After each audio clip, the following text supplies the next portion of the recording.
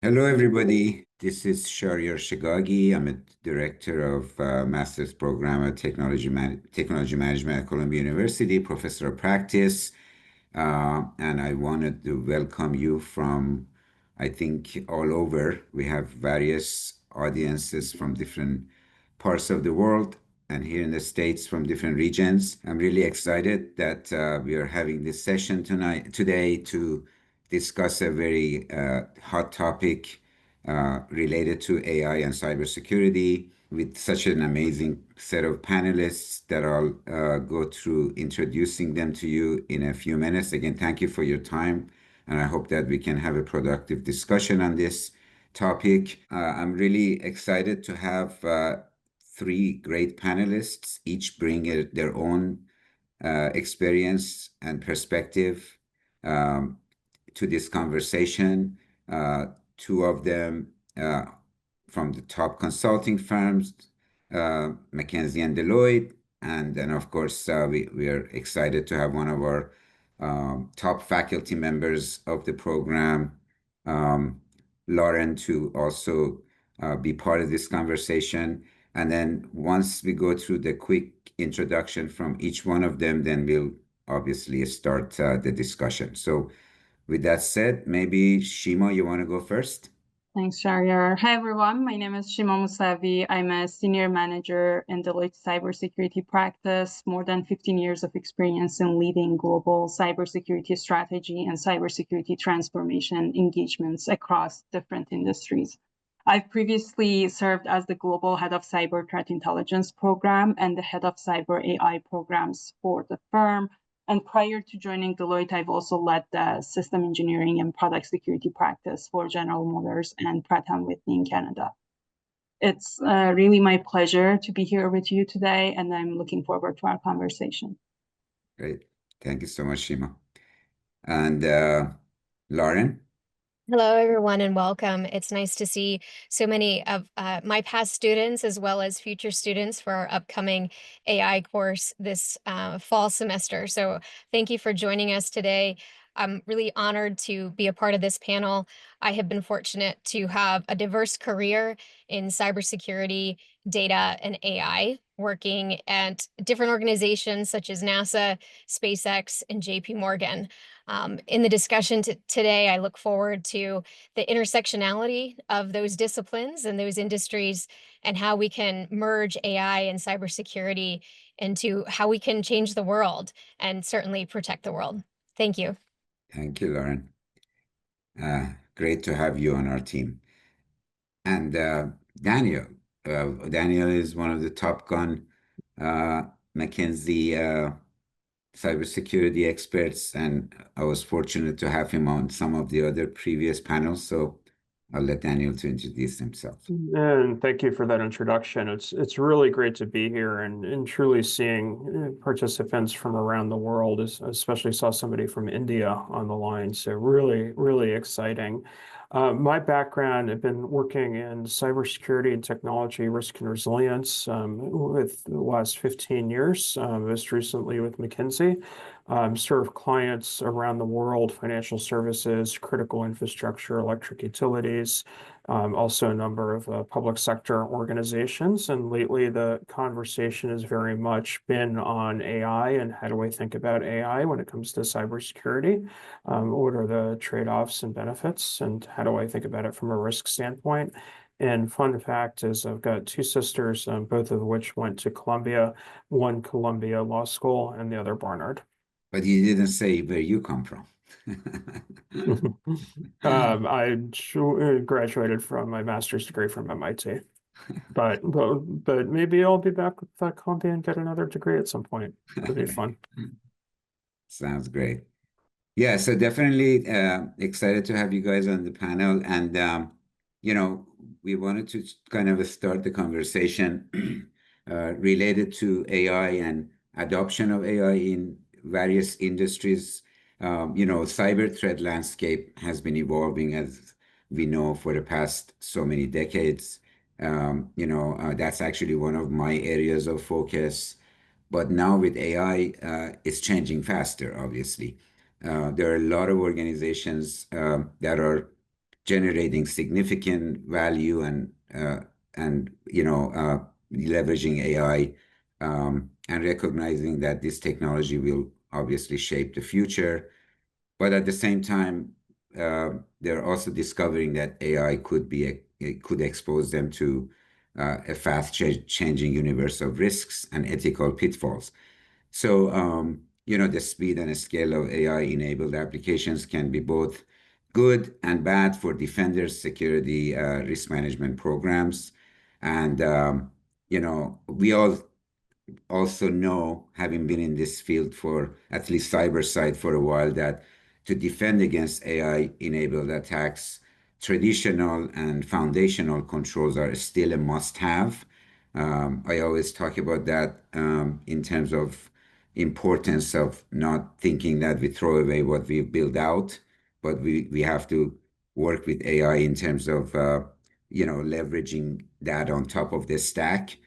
And of course, as we look at the future, quantum computers, which is real and is coming, will exponentially enhance AI's speed and capabilities. So one of the things that we talk about is don't wait for quantum to arrive.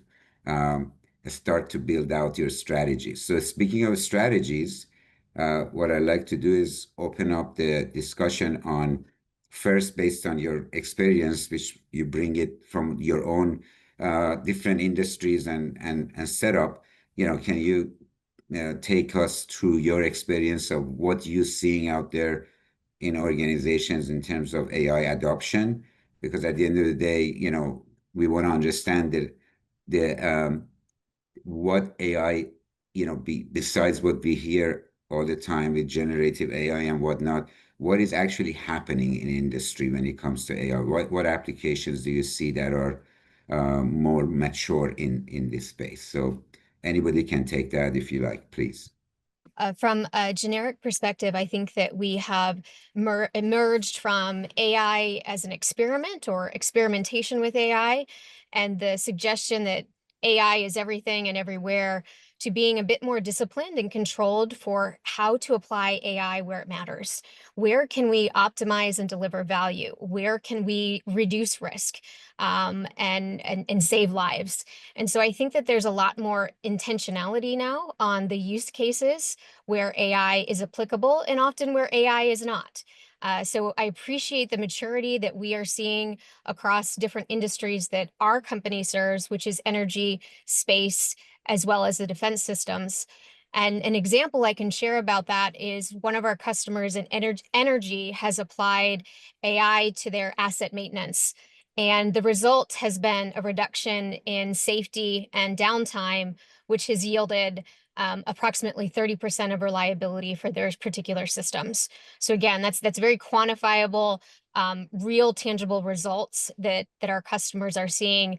So like I mentioned, just really moving away from what is this and experimenting with AI to being very intentional about the results, and it can actually deliver. I agree. And obviously, the AI technology is advancing at a very rapid pace. We are all aware of some of the big technology trends in the industry, AI agents. Now, like until last year, everyone was talking about LLMs, large language models, but now new trends around the small language models, shadow AI. So everyone is aware of these new trends that are emerging at a really, really high rate. But in terms of what we see in the field, I would say organizations are still trying to figure out how to bridge the gap between AI capability, the technology capability, and the operational reality. So what we see is that AI adoption is really moving at the speed of business, not necessarily at the speed of technology. But the good news is that based on the recent survey that we did, more than 80% of organizations, like Lauren said, they are planning to boost their AI investments next year, and they are really open to experiment more. And I think one of those areas where you're seeing a lot of adoption is efficiency. How can you take existing business processes and use AI as a way to drive efficiency through those? Some of the organizations that I work with that produce large volumes of documentation for various purposes, they're actually using AI as a way to take a first cut at building those out and as a working draft and then iterating on something that might take a week. Now they can streamline to a couple of days. Since this is a conversation around cyber and AI, what do you think can you share with us how your clients, or Lauren, in your case, the companies that you work with, are balancing between risks that are inherited as a result of AI tools and applications versus the benefits? Are there strategies that they have to put in place to take that through, like more or less like a onboarding process to be able to kind of identify that balance? Yeah, I think from what I've seen, the organizations aren't going to compromise their existing risk maturity or change their risk tolerance just for the sake of using AI. Rather, what it is saying, hey, if I want to adopt an AI capability or deploy a co-pilot capability, what are the implications to my risk maturity? And where do I need to adopt and account for that? Such as, say, for example, the large data sets that is needed to train AI models and making sure that that risk is managed there. And really, when we talk about the risks of AI, I would consider three categories of risks. The main one is the adversarial AI and how threat actors are actually using AI to target organizations. And as you know, unfortunately, threat actors are always amongst the earliest adopters of AI, Gen AI, new technologies when it comes to adoption. And when it comes to detecting and building cyber defensive and preventative strategies to basically prevent organizations against these type of threats, obviously, we know that traditional cybersecurity mechanisms are typically falling short. So making sure that their organizations are also adopting AI-based techniques in their SIEM and their IDS, IPS systems, for example, to enable to detect these type of threats. I always say you don't want to go to a gunfight with a knife. You want to make sure that you are, the same way that threat actors are becoming more sophisticated, you are also advancing your defensive and preventative capabilities. The second type of risks are really related to the ones that are designed to target the AI systems itself. Examples could be like poisoning attacks, evasion attacks, etc. So for these types of attacks, also organizations need to build. There are various security frameworks out there to make sure that AI ops methodologies, proper development controls are built into your AI development and software development lifecycle to prevent these type of attacks from advancing within your systems. I like to break down risks into three buckets when we are considering AI and if it's applicable for the use cases that our customers face. Like Shima was mentioning, there's categories of risk. And first we focus on data. What is the data security for this particular example? And then we put that on a risk matrix. We also look at the model itself. So how can we protect the model from any threat actors affecting how the model is performing and ingesting that particular data? And then finally, from an operational perspective, what controls do we have in place to make sure that we are trending the results of the model and the outputs over a period of time? We want to make sure that the model has not been affected, the data has not been affected. So operationally, how are we trending that overall? And I'll also focus on infrastructure. So that's really the first focus area for us because we are approached from different sectors and different industries. But I like to break down, before we get into the data, before we get into the model itself, is really, are we talking about an IT system or an OT system? And what do I mean by that? IT is really about your email systems, your hardware, your laptops, your kit that you're issuing to your team members. Your OT relates to your operations technology. So this is your high hazard environments, your critical infrastructure, anything that has to do with loss of life. Your NICU units at a children's hospital. In space, it's your mission control systems. In defense systems, I won't get into that, but you can imagine from an OT perspective what that means.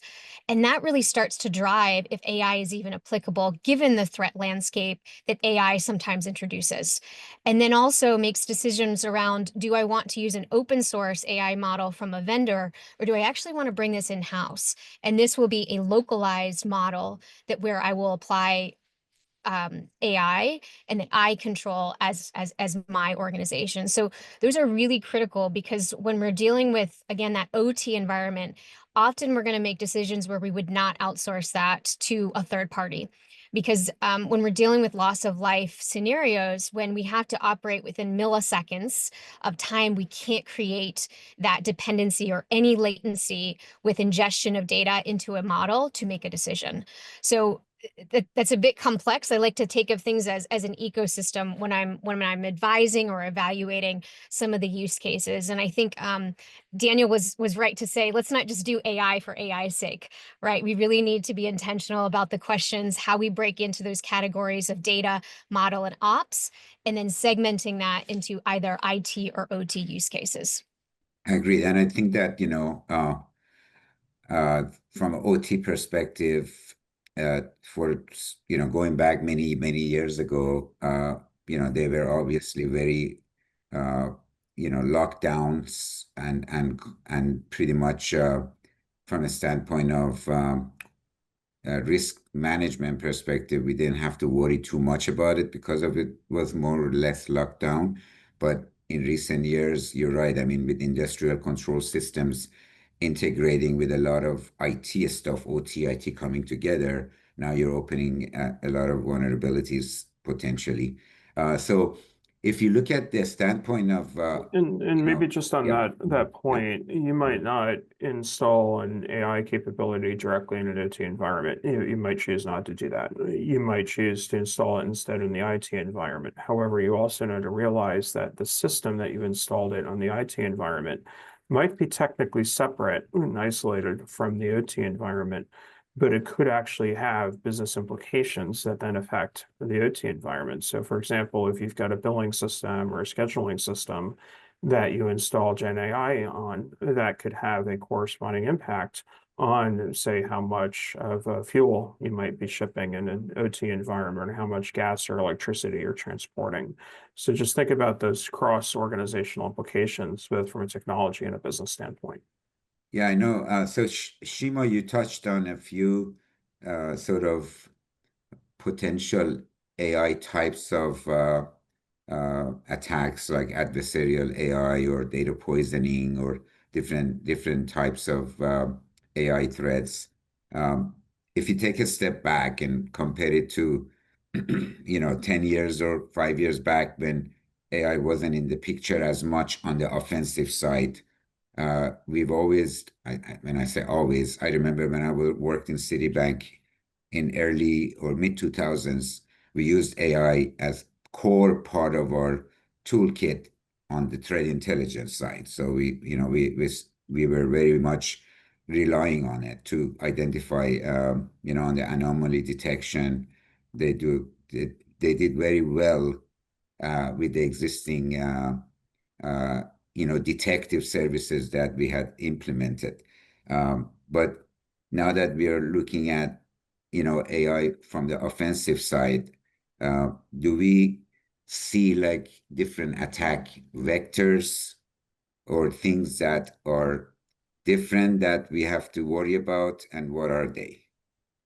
From the adversarial perspective, I would say, like I said, the types of attacks, the types of threats are becoming more and more sophisticated. The most common one that I feel like everyone is dealing with on a daily basis, you don't need to be a cyber practitioner for this, is social engineering techniques, like phishing attacks. So obviously, threat actors are using AI, for example, to generate very sophisticated, word-perfect, AI-based phishing emails that are becoming increasingly persuasive.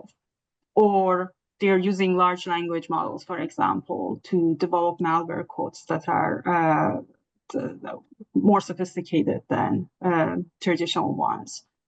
I would say from the AI agents perspective, we haven't touched on agentic AI yet, but obviously threat actors are looking to more and more adopt different techniques to use agentic AI. A common example is ransomware threat actors that are using AI to have targeted file selection, for example, to advance their evasion techniques when it comes to penetrating networks, or enable autonomous decision-making techniques to be able to develop more sophisticated types of ransomware attacks.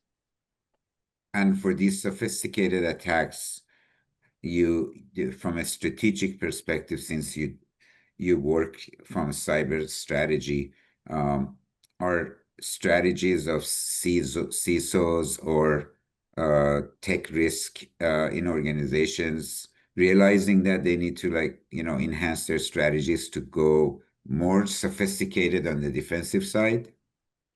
Definitely. Obviously, like Danielle mentioned, right, they need to be I think what is lacking in many cases is that proper strategy and defining the objectives. What are the types of problems that you want to address using AI? And obviously, as we know, the cybersecurity budgets are not necessarily very, especially in this economic environment, they're not very substantive. So making sure that you are prioritizing your objectives first is definitely a key aspect. Also making sure that they have proper buy-in from their executive stakeholders before embarking on this whole AI adoption journey. Because like I said, you can't defend yourself against these types of threats by using traditional techniques, right? If attackers, adversaries are using AI-based techniques, you want to make sure that you're incorporating AI use cases into your defensive and preventative measures as well. So stakeholder buy-in, defining a clear objective, and experimenting starting small and scaling from there. And also just recognizing that a lot of the third parties you have might be using AI and Gen AI capabilities, and one, just getting visibility into who's using what and what data from your organization might they be having for those, and two, assessing the level of comfort with vendors and third parties using Gen AI and AI capabilities. Mm-hmm. And on the defense side, Lauren, I know you work with NASA and other defense agencies. Our frameworks, like I remember when I was consulting, CMMC was a big noise, and it still probably is getting evolved. But our defense frameworks enhancing their standards for AI type of threats? I can't speak specifically to the tools and techniques that we leverage, but I can speak to available things that we use in traditional software, or even any product that doesn't have a technology tie, and that is an AI bill of materials. So where is the data? What are the models? Who are the vendors? As you start to incorporate third parties into your AI solutions, if you don't have a bill of materials of that particular product, again, this is nothing special, nothing different than how you would manage any other product, whether a tangible asset or, like I mentioned, software. So leveraging a lot of the techniques that we all know and use in traditional software or traditional product, I think should be incorporated into how we also are managing AI. And in secondary, I think that making sure that you do have an independent organization of experts to advise and counsel on those decisions are important. Why that this could be an internal team that is compartmentalized from other influence or decision makers. It could be a third party, because when you start to only have one vendor for a solution, you really start to introduce risk from a cost perspective, and you may be creating vendor lock into some of these AI models that put your company, put your organization at long-term risk. So having that objectivity in how you're incorporating AI into your strategy and into your overall operational framework is really critical, and is quite frankly quite low cost. An example that we have done, were brought in. I can't say which client, but there was an organization that was suggesting you had to pay upwards of $100,000 to use an open source, free available AI solution. And we came in and said, no, you can do that for a few $100s, right? So just I would say don't get caught up in the buzzwords of incorporating AI and how fast it's going, to not also just use that practical evaluation from a cost perspective, and use case driven solutions from an AI from an AI regard.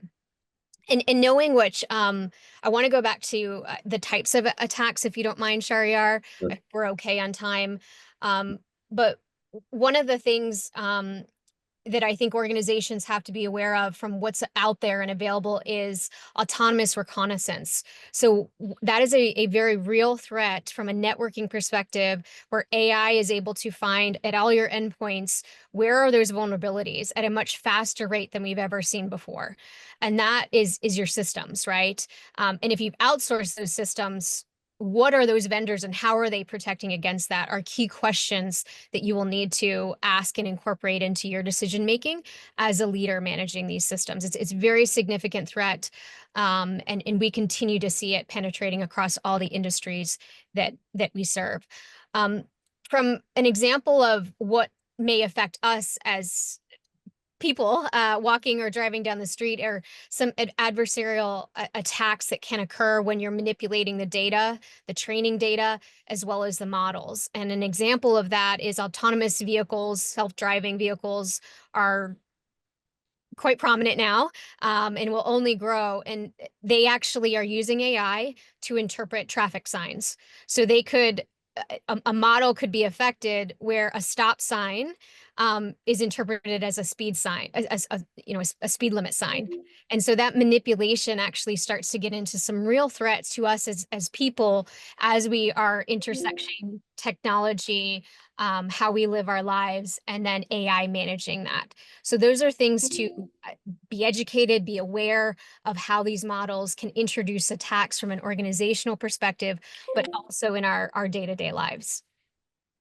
Yeah, and so you touched on a couple of points that I'd like to drive a little bit of a conversation. So, yeah, on the third-party risk, actually, this is one of the courses that I teach. I designed it for ERM, Enterprise Risk Management, at Columbia, and we cover a few lectures on AI and third-party risk. And we also see from the different types of risk disciplines, including, for instance, third party itself, a lot of the vendors that are in that space have started to incorporate AI into their toolkit. So if they're doing like vendor due diligence, now they have AI that can do it, much faster, and, have access to so much data related to a third party, that they can scorecard it and all that good stuff. So we see a lot of good benefits there. But are you guys also seeing from a third-party risk management some other enhancements with AI? I would say compliance is the main one, as you mentioned, Shahryar. Obviously, like as you mentioned, onboarding a new vendor for big organizations is always a very time-consuming task. So with many steps, they need to ingest the questionnaires, they need to understand the security controls, they need to check the contracts, they need to validate the list of certifications that their vendors have. So all of these tasks, using agentic AI, agents can be actually trained to accomplish each one of these tasks. They can combine their efforts and move through that whole cycle, basically within minutes. And as you mentioned, like from a CISO or third-party risk management program leader's perspective, this means a solution that can really very rapidly scale without adding headcount. And for a TPRM analyst, this really means eliminating low-value manual work, and is going to free them to actually focus on. Yeah, I think one thing when you look at large global organizations that might have thousands, if not tens of thousands of vendors that they're dealing with, to actually keep an ongoing understanding of those vendors seeing where AI is being used to aggregate and use information, financial reports, data that's publicly available, and then turn that into custom maturity reports. So ways to, if there's, for example, a positive or a negative news event about a vendor, if a vendor's financial position changes with an SEC filing, those types of data is being aggregated, and then using that as a way to help a procurement team or a third-party risk management team saying, hey, we're still comfortable with this vendor. Do we need to put in potentially additional controls or additional rigor on this vendor? Or is this a vendor that we had before and their financial position, for example, has changed? And now we can actually lessen the amount of scrutiny as a way to optimize the monitoring. I do see that, like CPRM or some of these process heavy functions of Yeah. cybersecurity, like incident response, tabletops and things that are like, organizations have to do it. It's either because of regulations and or for their own sake, but a lot of times they don't do it or they don't do a very good job because cost and time and all that good stuff. I mean, it's easier to buy a tool like Shima pointed out to, IPS stuff. The firewalls now all have, the more advanced firewalls have all AI stuff in there. So those are like tools that are easier to set up in your environment. But when you look at some of these process heavy functions, I think even like when one of you touched on open source, like, that one of the ways of bad guys coming in is through the open source. So, and we know as an ex-developer, we loved access to open source to be able to do cool, things better, faster, and cooler. But I guess now you open up the can of worms to secure SDLC. Like, okay, so we've been talking about shifting to the left, secure SDLC, but now with AI being, a threat, what else do we need to add to our, Yeah. methodologies or disciplines to make sure that developers understand the risks that are out there that they're not used to, right? Be careful trying to solve one problem while inadvertently creating another. Exactly. Exactly. Yeah. So, as we take a step back and look, so we're not here in less than an hour to talk about tools and what tools are, that's just like, Yeah. you can ask ChatGPT and it will give you a very nice list of tools. But what I wanted to get from your own experience is like, especially with like Deloitte and McKinsey, you guys publish a lot of articles and you do surveys and trending and all that stuff. If we take a step back and think about where were we a year and a half ago, as we were seeing AI, generative AI is now changing the game in our lives and in the corporate world, and what did we predict then, and where actually we have landed? Are we, actually landed with the predictions? So that way we can see if the predictions of now towards the future are trustable or not, if you want to call it. It's been an interesting couple of years. I think one is we've seen clear adoption. I think there's clear adoption that is now permanently integrated into core business processes from organizations that are driving that value. I think two is, if we think about this in terms of velocity and the steepness of the curve, it's come down a bit. I wouldn't say it's leveled off, but I think some of it's, hey, we can breathe a little now. We can think through where do we need to optimize, where do we need to deploy, and maybe think through where's AI not the right solution at this point in time. I think three is still working through some of the risk implications and how do we ensure and continue to monitor and look at that risk. But it's definitely something that has benefited organizations, but at the same time, it'll still be cautious of viewing this as what is the problem we're trying to solve where AI could be a net benefit versus coming with a solution for which we haven't identified a problem. And from a risk standpoint, I would say shadow AI, or what I call bring your own AI, where employees can actually turn to unapproved, publicly accessible generative AI tools for work-related tasks is also introducing a big risk to all organizations, really.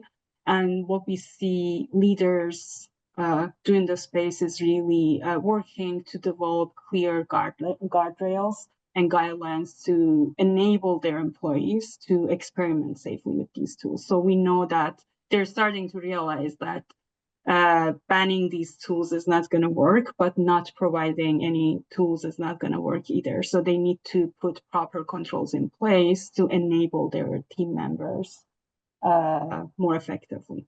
Let's shift towards like, we every time we go to these AI panels, we also hear how AI is going to replace labor, jobs and so on and so forth. Since a lot of our panel audience members are our students, they're probably curious to know, like, are there certain roles that are going to go away? And we know that, but sometimes if you look at product management roles, or let's say even software engineering, I've seen point of views that, yeah, you don't have to code anymore with artificial intelligence.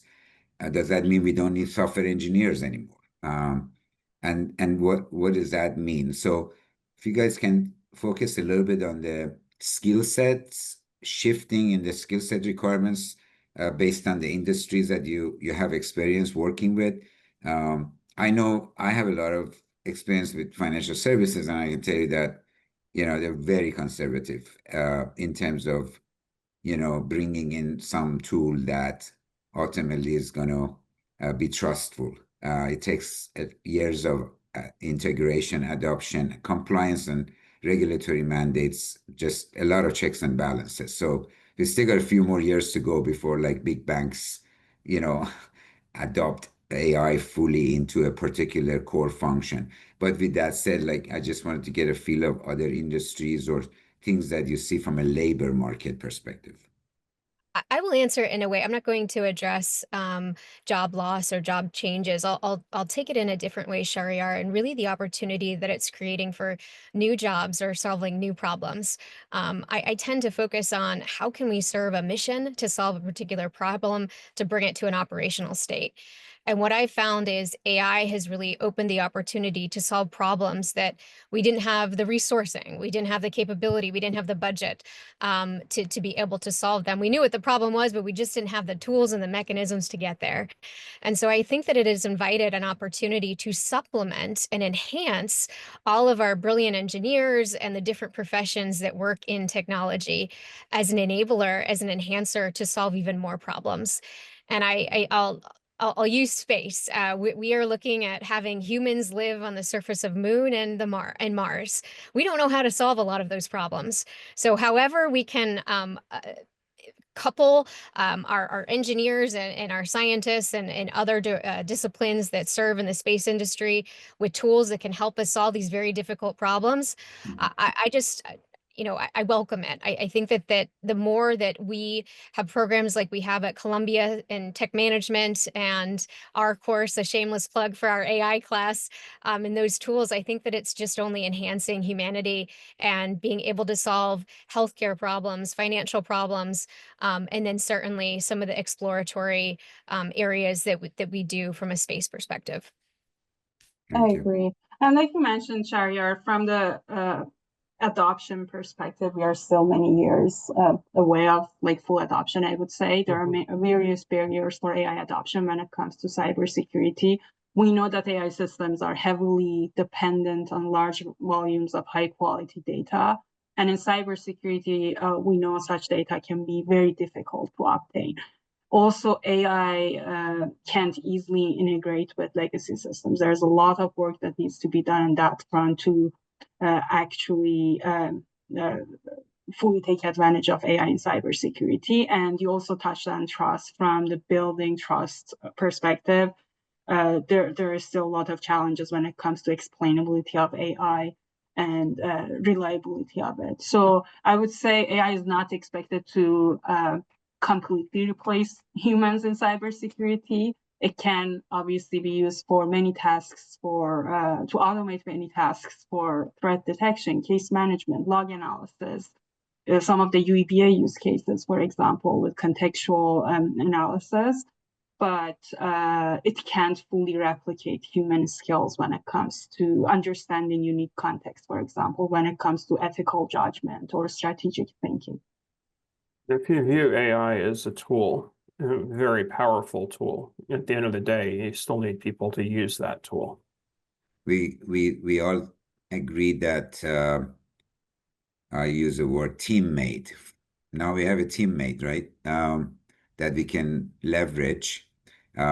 Even in consulting, I know you guys, back in the days when I was consulting, we used to take what we call green beans, fresh out of college, to the meetings to sit down and take notes and then transform those notes into, something meaningful that we could take some actions against it. Now we can basically replace those functions. But to some of your points earlier, higher value services is where the shift needs to be focused on, which is great, right? And the human emotions, reaction to the moment, like you said, ethical decisions, these are the things that I think we still got ways to go before AI can do a good job or a trustful job.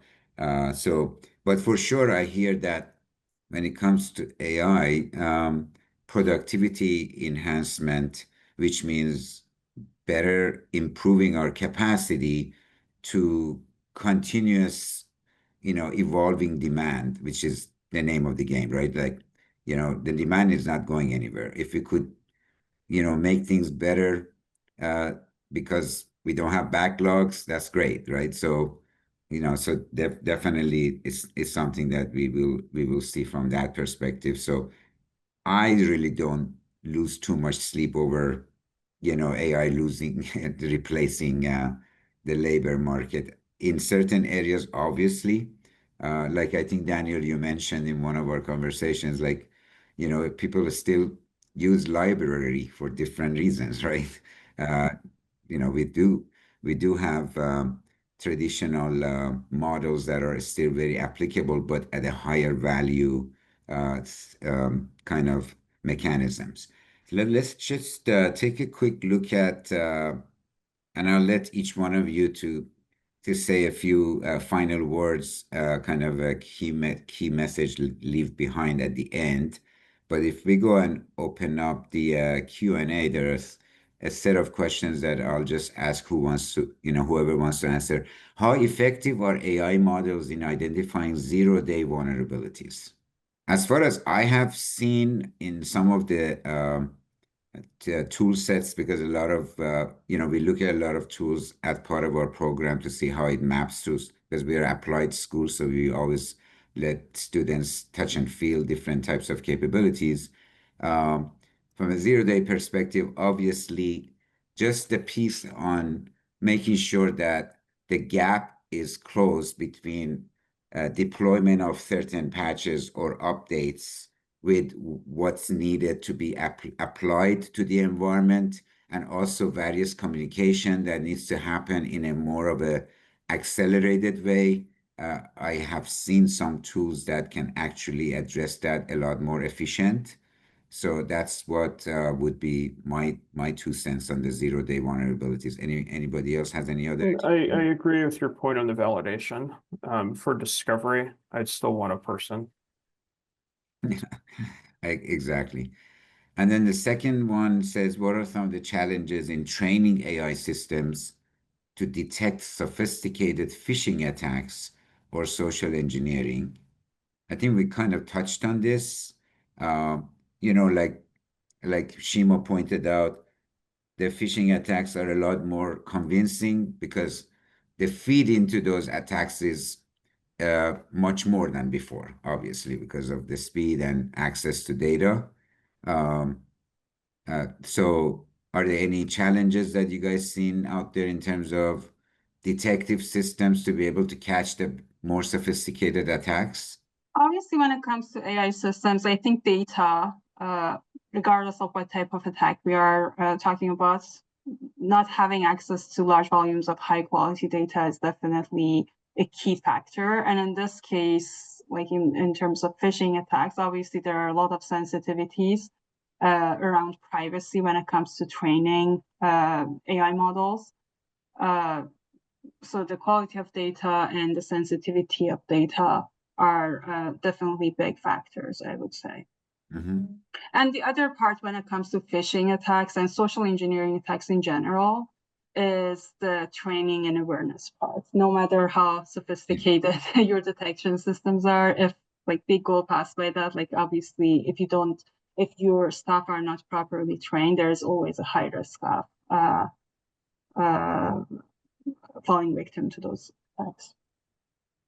Yeah, and I think that there's some traceability aspects of these phishing algorithms or attacks that through more enhanced anomaly detection on the detective side can help as Daniel said, our security analysts and be able to kind of block those things better than before. So one thing that I've seen when it comes to defense, as I mentioned, threat intelligence, monitoring, and anomaly detection, again, because of the characteristics of AI, is definitely one of the more mature defensive aspects of AI when it comes to cybersecurity.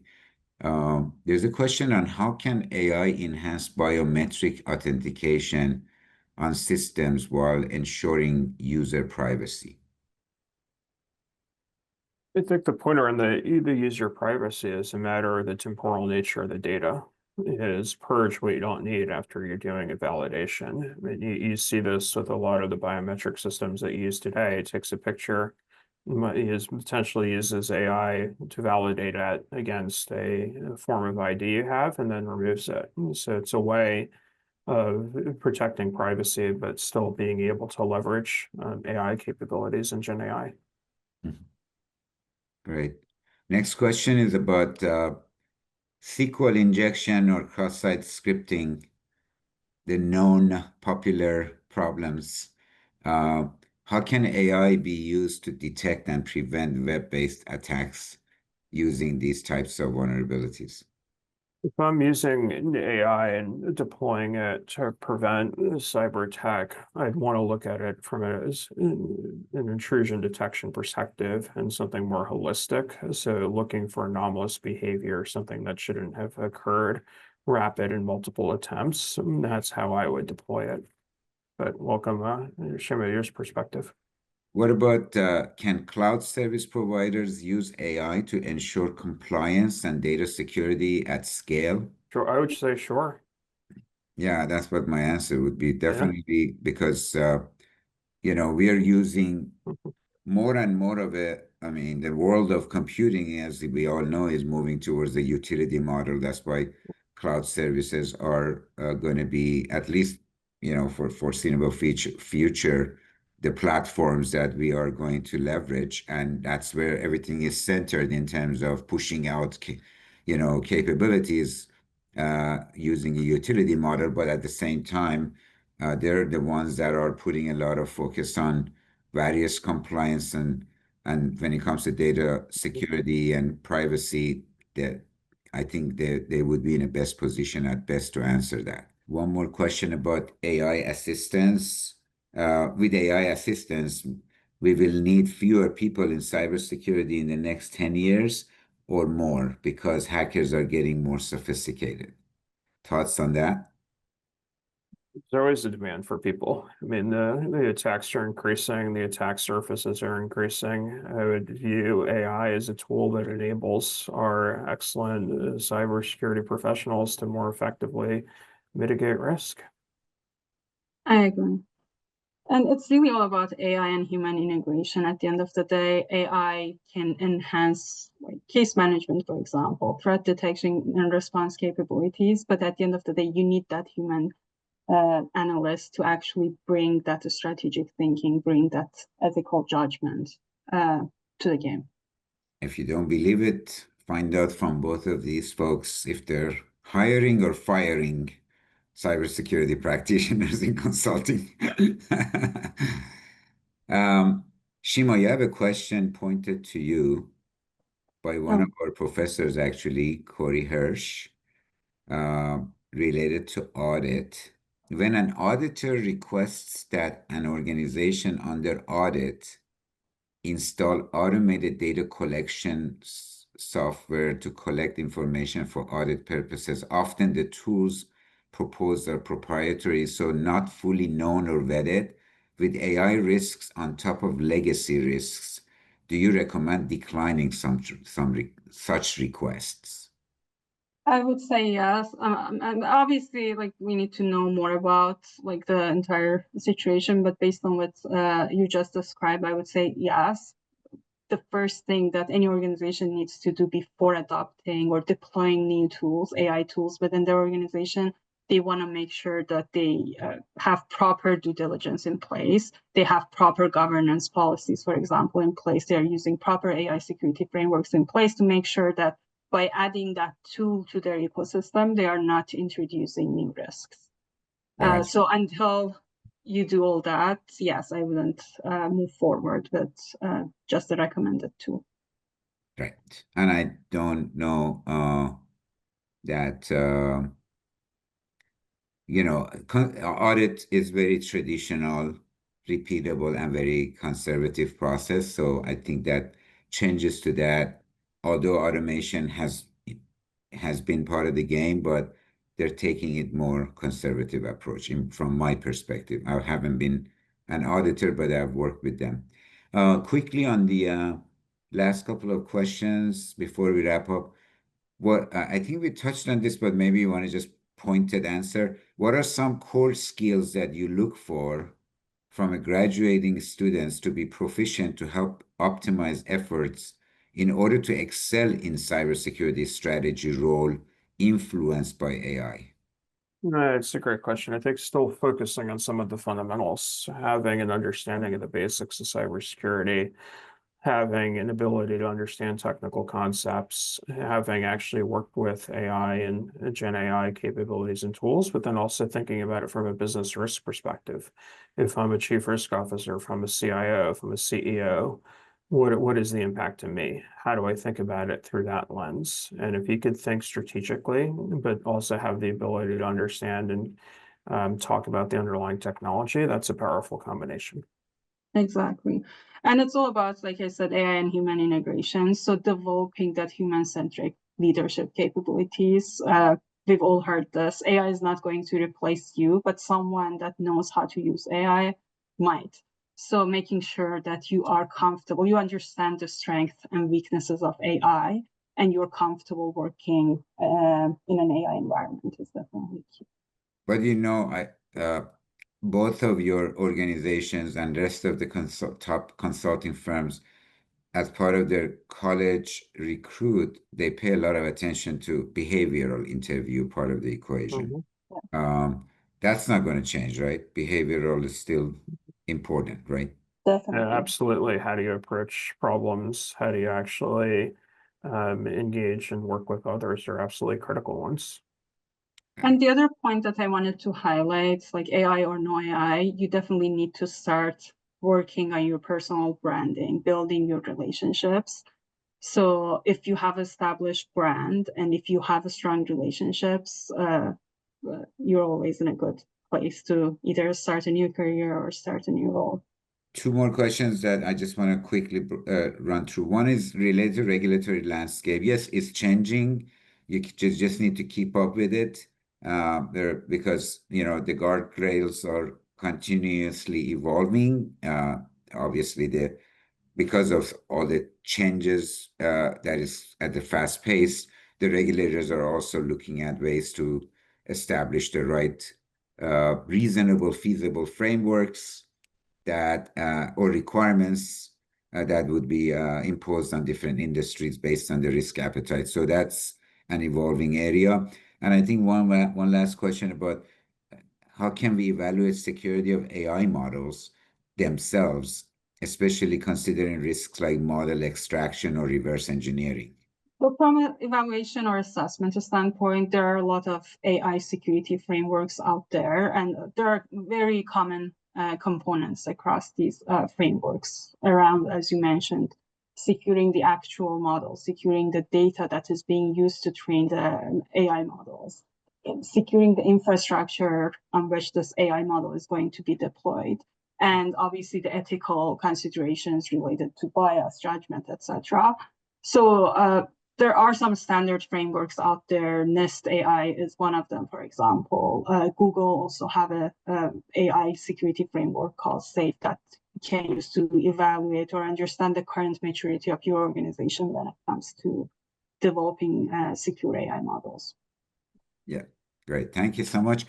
We are at the hour, 1 hour, 1 p.m. Eastern time. So any last minute thoughts? Just it's an exciting time when it comes to AI and cybersecurity, and a fantastic field to be in. So really hope to have the opportunity to work with a number of you at some point. Great, and thank you Definitely, so yeah, I want to much. definitely Yeah. echo that. It was a great conversation. My last advice to everyone would be to become more and more comfortable with making or looking at AI as your trusted ally in everything that you're doing on a day-to-day basis. And yeah, looking forward to working with everyone at some point. And it's very refreshing to hear it from two cyber folks saying, feel good about it. They're not scaring you. All right, thanks so much. And thanks for the audience to hang in here with us, and have a great rest of the day, everybody.